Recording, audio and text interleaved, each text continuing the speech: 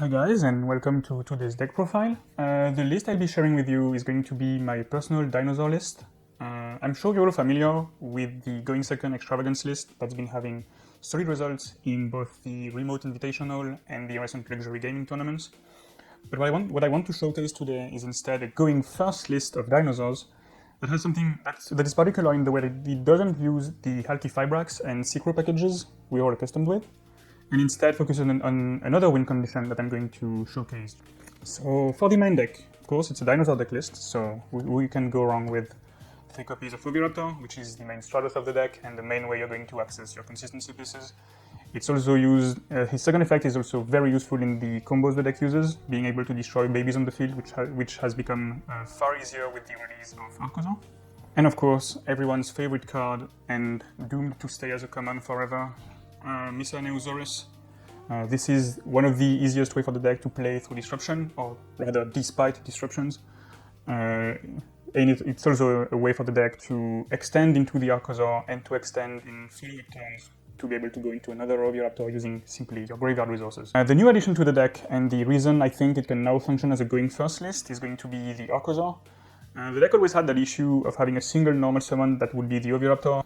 Archosaur solves this by being 2 extra normal summons, along with an extender from Oviraptor if you open the ladder. That's the way for you to destroy babies that you have in hand, meaning they are way less of a brick now that Archosaur exists. And it also helps you to reach Pill. So those are the big consistency pieces the deck has, and the ones you have to go for. Archosaur has to be a 2-off because you want to have one in the deck for Miscellaneousaurus to summon. And since it's a good normal summon anyway, there's no reason for you to take the risk of playing a single one.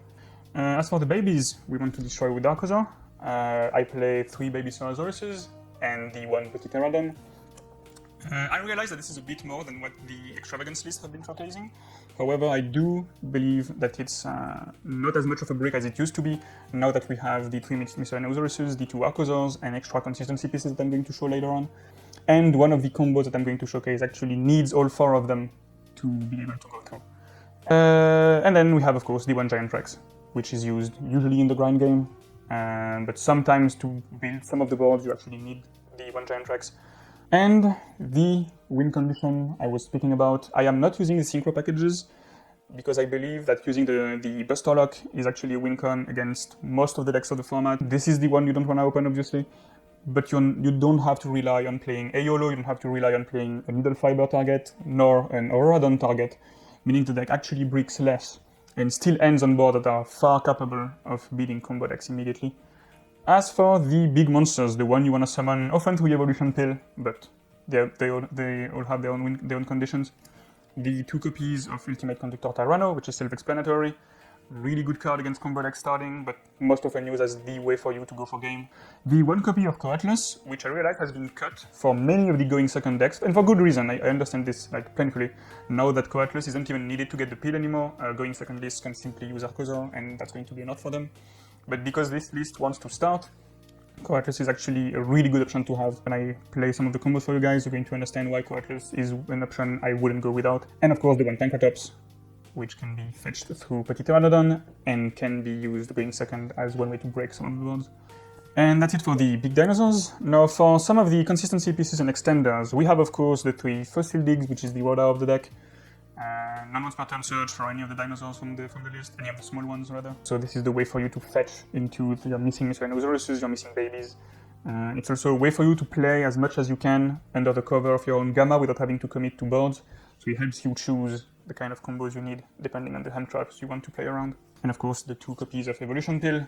3 is too much, 1 is too little, especially because that list plays the Coatlas and wants to summon it turn 1. That means you can actually float if the Coatlas gets outed and simply rebuild the same board next turn and go for game. As for the field spells, we're going for 3 Lost Worlds.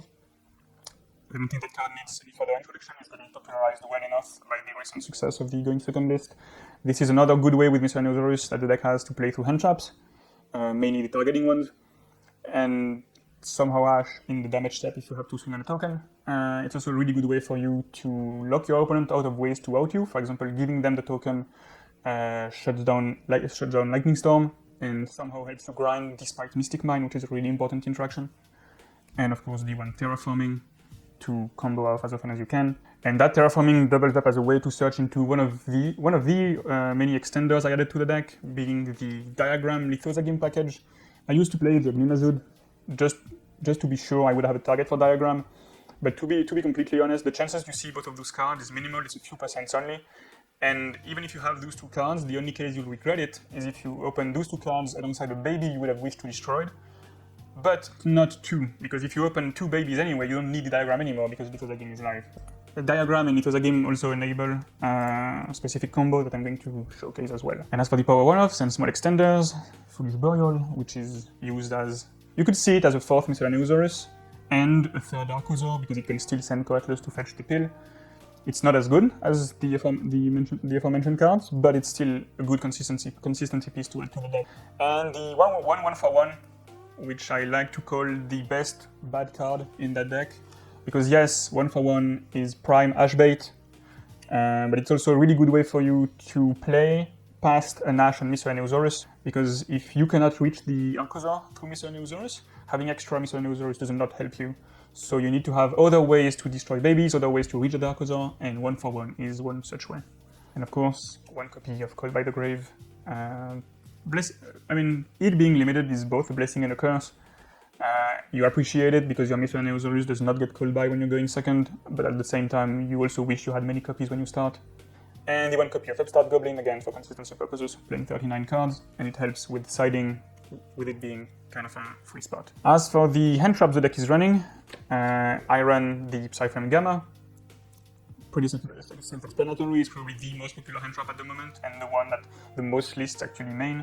If you look at the recent topping deck list from the Luxury Gaming Tournament, the most main hand trap was Gamma, and for good reason. This is the one that covers the most matchups, let's say. Like, even if you go against back row decks, things like roguish options like Altergeist or Guru, you can still find uses for Gamma, but it's also a really good blowout card against combos, with it being able to hit Isolde, Needle Fiber, and so and so. And it helps you cover some of your combos.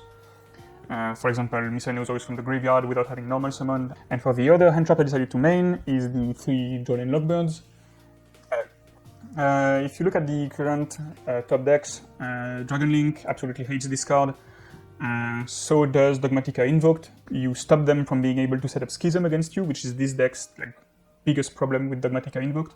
And it has uses against Infernobles, even though it's not the card we like the most against them. And it's also live against Dinosaurs, depending on what they open, you can slow them down. So that's it for the main deck. Now for the extra deck. We play the usual rank 4 packages for Dinosaurs. We play the Lagia, the Dolka, the Tornado Dragon. Those are the ones you see the most, and the ones that are actually being played in multiples and extravagance lists for good reason. Those are the ones you usually want to end with when you start. And I added the copy of Abyss Dweller, mainly to handle Eldritch and Dinosaurs. And when Phantom Rage comes out, you're going to have more PK, BA variants this card is good against. And then there's the one Ragnar Zero, which is a card I absolutely adore in this deck because of Lost World.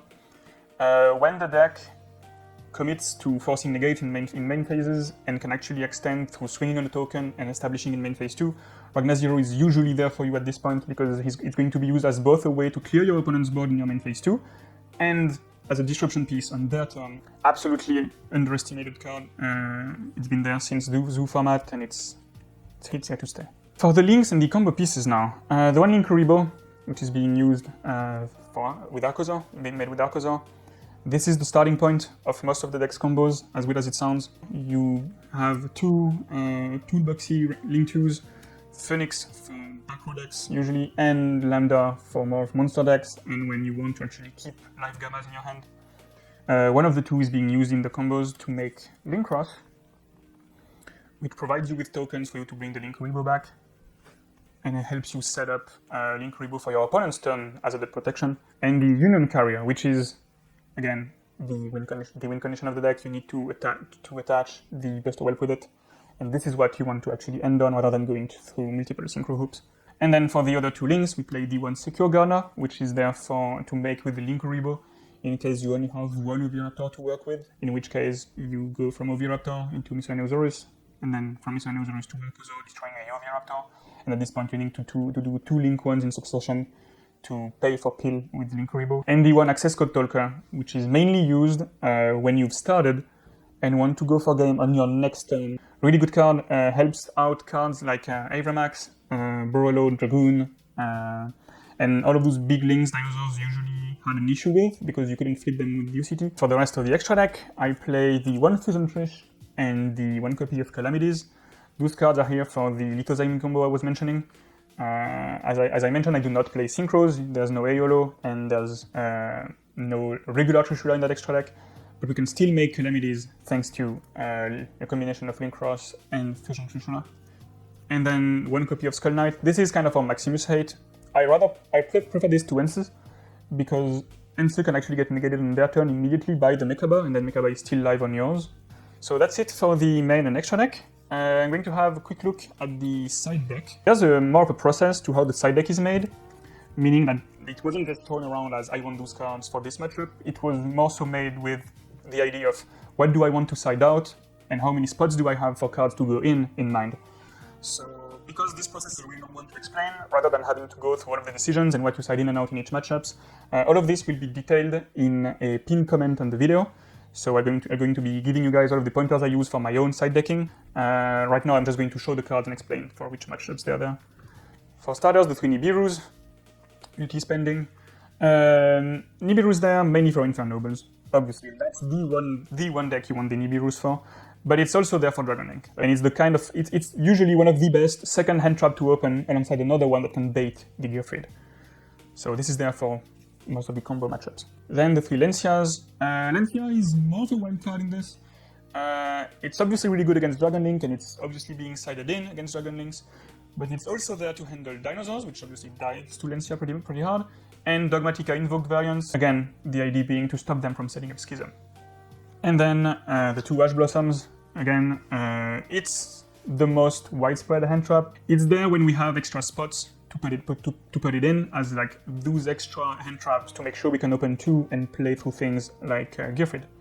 For example, against Dragon Link, we're actually going to have post side and going second. We're going to still have the Gammas, the Drolls, the Lancias, and the Ash Blossoms, making sure we can actually stop them in their tracks. It's also one of the only hand traps that I have that can actually be played against, random-ish rock decks, some things like Guru, things like Geist. As for back row hate, the Harpy Feather Duster and the 3 Twin Twisters. I play Twin Twister rather than Lightning Storm for a few reasons. First one being that, again, Schism is a big issue for this deck, so you want something that can actually be chained to Schism. It's also a really good card for you to side in going first, because it is a quick play against other back row decks. When you'll be removing cards like the Duster Lock, you need to have things to side in going first against those back row decks. And finally, to wrap off the side deck, the 3 Survivals End. If you've kept yourself up to date with the luxury gaming tournaments, you know this card's been cropping up more and more, and for very good reason. I used to have Judgment in, and by any means, if your locals is too diversified and not focused enough on the big combo decks of the format, you can still use Judgment as a wild card. But if you expect to play against many Dragon Links and Infernobles, this is actually more of a blowout against them, meaning you wait on them to make their own Linkross, and you flip the Survivals in, destroying both of their tokens to summon both an Oviraptor, netting you a search for an Tyrannosaurus or UCT, and Petit Pteranodon, meaning you can then use that Survivals End from the graveyard to destroy one of their cards and Petit Pteranodon, summoning the Pancratops that can then be used as an additional piece of disruption, meaning with that one Survivals End, you've destroyed 2 tokens and 2 cards on their side of the field, and you yourself still have an Oviraptor and a search. So you've technically gone +5. So that is it for the side deck. And let's go into a few of the deck's combos. So Oviraptor and Baby Ceratosaurus is one of the pairs that achieves the entire combo. Oviraptor and Miscellaneousaurus is another pair that achieves the full combo. Baby Ceratosaurus and Miscellaneousaurus does the combo as well, as does Archosaur and any baby, including Petit Pteranodon. And finally, Oviraptor and Lost World is also another way for you to achieve the same board. Oviraptor and Lost World plays a bit different than the others. It plays around different hand traps, and it ends with a different game state, but the board itself is the same. The idea being that in all of those combos, you're going to do the same thing, which is destroying a baby with both Archosaur and Oviraptor. And as long as you focus on doing this, you'll be able to achieve the entire combo. So let's say we open those 2 cards. We're going to go with Miscellaneousaurus, discarding into the graveyard, and banishing it to go for an Archosaur. This is the kind of combo that actually is covered by Gamma for as long as you need to. So this is going to summon your Archosaur, the Archosaur is going to destroy that baby of ours, and the baby to add the evolution pill. And the destroyed baby is going to summon Saluting Oviraptor. The Oviraptor's effect activates and adds baby Ceratosaurus to our hand, which we will proceed to normal summon, allowing us to use Oviraptor's second effect, destroying that baby Ceratosaurus to revive the copy that was left in the graveyard. And that destroyed copy is going to summon another Miscellaneousaurus, setting us up for the grand game. At this point, we're going to take that Archosaur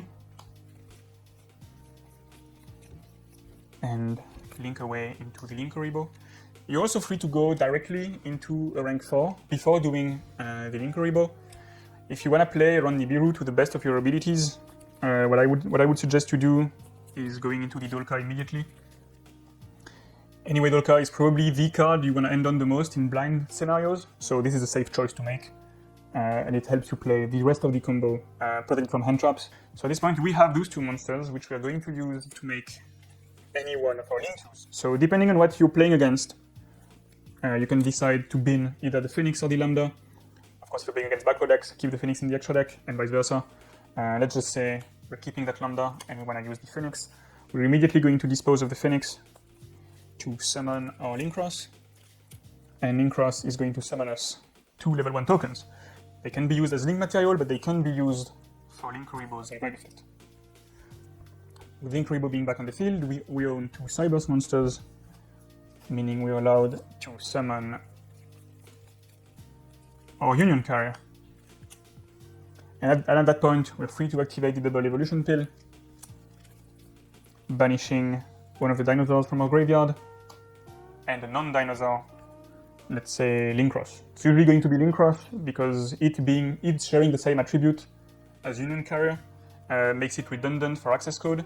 So we're going to focus on banishing the Linkross to make sure we keep both Dark and Fire in the graveyard for future turns. And then you can summon your choice of the 3 pill targets. Usually we're going to focus on the Coatlas, because that is the one that offers us the widest coverage and the most recovery. At this point we can use Carrier's effect, targeting the Dolka, which is a dragon, to equip it with the Dragon Buster. So at this point we have 2 monster negates and destructions, 1 spell and trap negate, and 1 extra deck lock. Unlike synchro variants that are going to be very vulnerable to cards like Droplets and Dark Ruler no more, negating your entire board and then allowing them to clean everything you have, that variant actually keeps the Dragon Buster active. So even if they Dark Ruler no more you or they Droplets you, they still have to deal with that Dragon Buster, and they can't easily just swing on the equipped Dolka, not only because of the extra 1k attack, but because Linkuriboh is able to negate one of those attacks. If you were playing against a backrow deck, what you would go for instead of something like a Dolka, for example, would be equipping a Pteranodon to the Coatlas and making a Tornado Dragon, meaning that Tornado Dragon can then destroy the Pteranodon by detaching 1 material, and that Pteranodon allows you to summon the Pancratops. As for the Lost World Oviraptor combo, it's going to be a very similar board, but with slight differences in the game state. So let's go through it really quickly. So let's say we have Oviraptor and our Lost World. You activate the Lost World, normal summon the Oviraptor, order your chainings accordingly.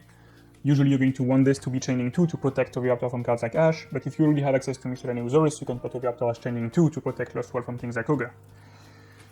On resolution, your opponent is going to receive a Juraig token, and you're going to get yourself a Miscellaneousaurus to hand. You then use that Miscellaneousaurus to put a target to grave for you to legally activate Oviraptor targeting that Juraig token as if you wanted to revive it. Instead, we're going to protect with the Lost World, destroying a baby Ceratosaurus from the deck, and summoning ourselves another copy of it. We then proceed to banish that Miscellaneousaurus, summoning us the Archosaur that is going to destroy that baby Ceratosaurus, adding us the evolution pill. And at this point, we're going to summon our giant tracks with the baby that was destroyed. That is the main difference. As you've noticed, we're missing 1 material for us to make the same combo and a rank 4, which is why we need giant tracks as a card that can be summoned twice. And then again, the combo is going to proceed as I showed you just before, going from Linkuriboh to a Link 2, to Linkross, to summoning 2 tokens, one of them being used to bring back our Linkuriboh, for us to make Union Carrier, meaning we can then use the Evolution Pill, banishing the Giant Rex and the Lincross to summon one of our pill targets. If we want to follow the other example, that would go into Coatlas, bringing back the Giant Rex and going into a rank 4 of our choice, and then activation of Union Carrier. The board is the same, as I said earlier, the key difference here being that we do not have access to Miscellaneousaurus in your graveyard. The advantage, however, is that your opponent is locked with a token they can't link with, due to Dragon Buster, meaning they are also unable to target your cards and to use cards like Lightning Storm, making it harder for them to open board. You still have your other 3 cards, plus the one you'll draw on your next turn, and if Union Carrier survives, it's still able to equip Miscellaneousaurus to either the Dolka or the Coatlas, giving you that extender. And finally, let's just go through the Diagram plus Baby Ceratosaurus combo I mentioned, alternatively Diagram plus Oviraptor combo, both work the same. This is going to be the one that results in the biggest board the deck can make, however, it is also the one that is the most vulnerable to Nibiru, so keep that in mind when performing it. So let's say we open Diagram and Baby Ceratosaurus. We can go with the Diagram, destroying our Baby Ceratosaurus from the hand to add Lithozagame to our hand. That baby being destroyed is going to summon the Oviraptor, and that Oviraptor is going to add Baby Ceratosaurus to our hand. We can then proceed to normal summon it, destroy it with Oviraptor to revive the other copy from the graveyard, and the destroyed copy is going to summon us the 3rd Baby Ceratosaurus. At this point we're free to activate Lithozagame, destroying both of the babies to summon it. Check your opponent's extra deck, which means you're now able to actually fine-tune your ending bond depending on what you've seen, and removing important cards such as Lincross, Needle Fiber, and other important combo pieces. Both of our Baby Ceratosaurus are going to trigger at this point, summoning us the Pteranodon and the Archosaur. Archosaur will then trigger, destroying the Pteranodon to get us the Evolution Pill, and summoning Miscellaneousaurus in the process. This is what I mean when I said that the deck is that this combo is vulnerable to Nibiru specifically, because the Miscellaneousaurus is being summoned rather than being added and discarded, so keep that in mind when actually performing it. At this point we're going to go into a familiar line of play, going into our Linkuriboh, and then committing to a Link-2 of our choice that we are okay with bidding. We're going into that Phoenix, using that Phoenix to make a Lincross, and using that Lincross to summon us 2 level 1 tokens, again, tributing 1 to bring Linkuriboh back from our graveyard, and using the 2 to summon a Union Carrier. At this point, we haven't used Miscellaneousaurus' graveyard effect just yet, meaning we're free to banish for Dinosaurs,